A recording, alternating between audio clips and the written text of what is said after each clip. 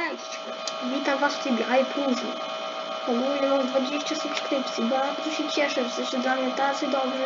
Nawet jedna osoba zrobiła mi promo, więc ja też go polecam. Chodzi mi o brata cyborga.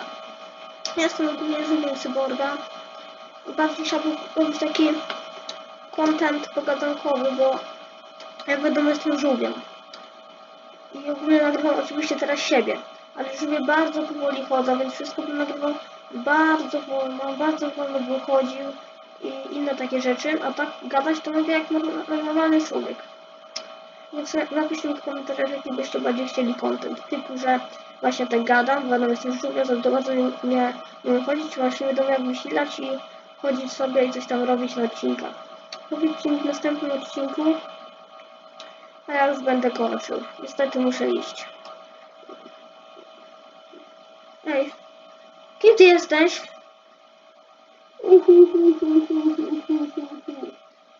ty jesteś? Ja jestem żółwie Minimajka. Jakiego Minimajka? Bo Minimajka.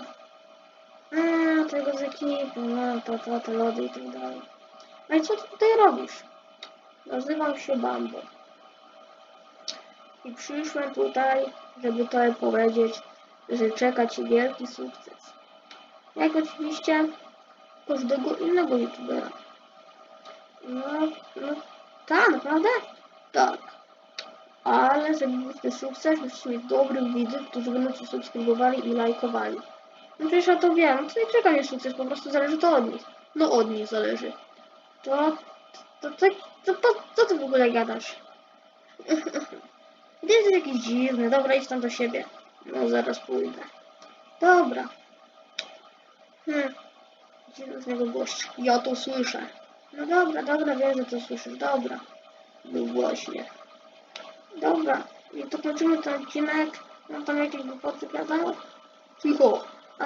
Ale w sumie to prawda. Będę miał sukces, jeśli wy mi pomożecie, więc pomóżcie. Naprawdę dajcie tego subika i lajka.